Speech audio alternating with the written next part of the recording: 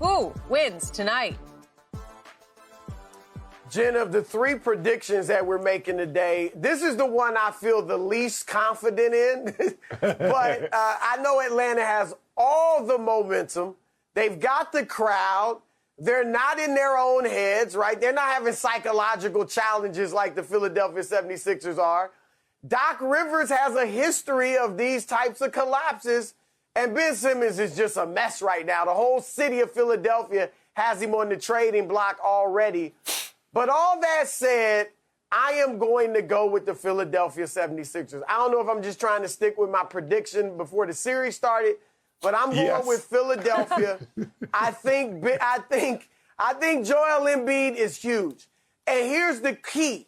And I think that the Philadelphia coaching staff, I'm sure they're drilling this into his head. Pace yourself. All right? We need you to be big, but pace yourself. Don't blow everything in the first half. All right? Go out there, play strong early, but save some for the second half. So pace yourself, and I think that's what Embiid does.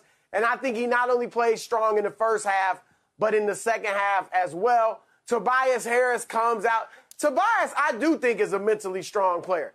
Their 4-point game in Game 5 was just a complete aberration. He's typically 20-plus, and I think he's going to give you about 20 points.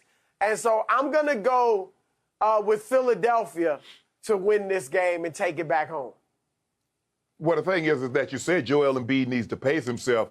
Even Clint Capella says is that, we just wear him down and then we have our way with him in the second half late in the ball game. And that's what you know. But Joel Embiid, Skip, if you notice, he's going at Clint Capella. He's yelling and screaming at him, burning a lot of energy. And I think, if I'm not mistaken, he got a tech in Game 5. Yelling and screaming at Joel Embiid. I think he was 7 of 7, maybe 8 of 8 in the first quarter, had 17, 18 points. Yep. Yeah. So with that being said, I agree with you, Chris. Maybe he needs to pace himself. But this is coming down to Ben Simmons. Because the reason why no lead is safe is because we can always resort to hack a Ben, which will stop the clock and give it. He ain't finna make 10 or 10 free throws. He's not going to make 20 or 20 because you remember that one game they hacked Dwight Howard. He shot 38 free throws. If necessary, that's what we'll do with Ben Simmons. We'll put him on the line, and what is the likelihood if they send Ben Simmons to the line 25, 30 times that he make 20 of those? I think it's going to build back because what is he, 12 or 36 right now? So I like my chances if we have to resort to that tactic of hack a Ben. He hasn't been well. And so Doc is going to have to make a decision, and I'm sure they've cleared this up organizationally.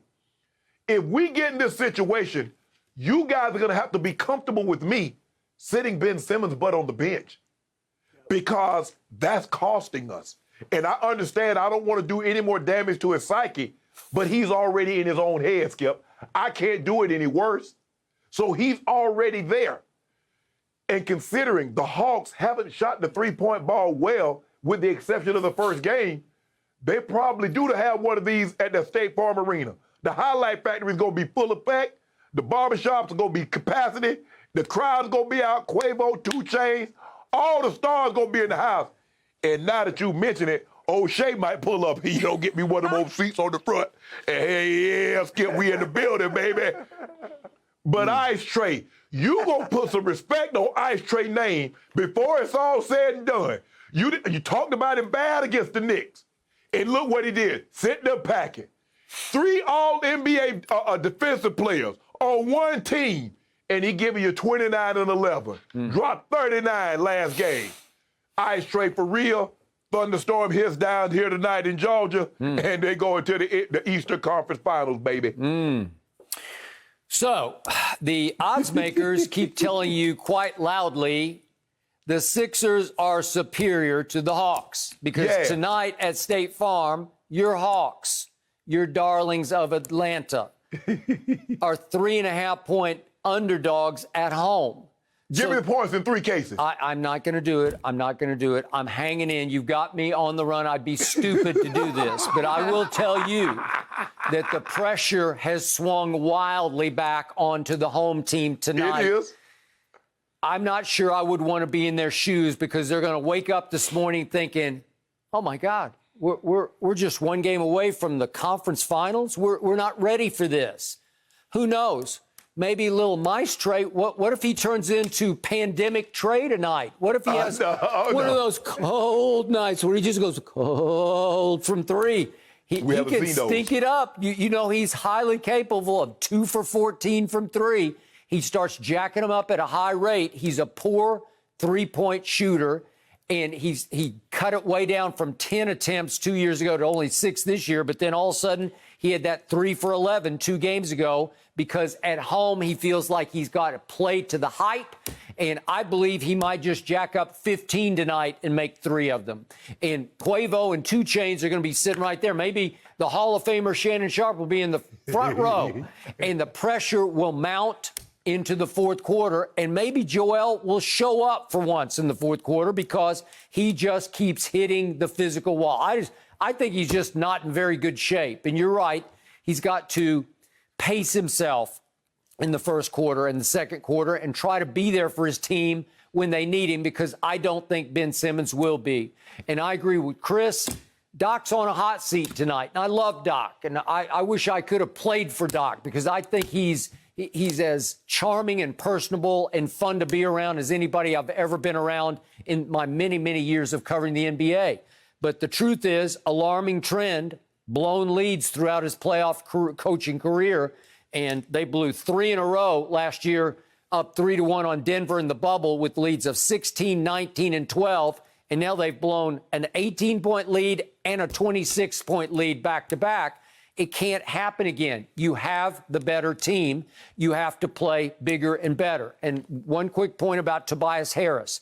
The one game they dominated at Atlanta was Game 3, and it was 127-111 Sixers. Tobias in that game earned his $33 million a year with 22, 8, and 5. And I'm with Chris. I expect those numbers from Tobias tonight. But you mentioned, you said the mind, Chris was talking about, mentally and not getting in their own head. We saw what happened with the Clippers last year. They blew one lead, and they're like, oh, we get that back. We can make those corrections. And then they blew another lead. And they're like, oh, we can get that back, and we can correct this in Game 7. We still got the game, in our building. And then they blew another one. So what are you thinking the Sixers are saying? Just like the mind says, you know what? I'm a superstar. I'm supposed to do this because the mind is the greatest thing that an athlete can possess. It's not his size. It's not his strength. It's not his speed. It's his mind. So what's in the Sixers' mind? Don't you tell me for 1 second, Skip Bayless, that they don't know they blew an 18-point lead and got tracked down. They blew a 26-point lead at home, got tracked down. And now they're on the road, and Ice Trae going to close them out. Okay. You're going to learn tonight. All right, but wait a second. It's up to Doc to provide them with a strategic change tonight, at least a tweak that will reinstill confidence in them that we're the better team and we're going to do it this way tonight. I believe he will. Well, what's he going to do, Chris? Give Joel Embiid an IV in the third quarter so he don't be blowed for the rest of the game? Because he blowed. Halftime. And look, I think you're right. I think he's going to get Ben out of there. Shake Milton's going to have to step up. And, Matisse Thybulle defensively is going to have to do a good – they're not going to shut Trae down. But I think Trae's not going to have one of those historic nights. I think he's going to be in the 20s. And I don't think he's going to be that efficient. So I think Matisse Thybulle, they got to put Matisse Thybulle on Trae like a jersey. All right, he has got to be swarming Trae. And those are the things they need to do, I think, to win this game.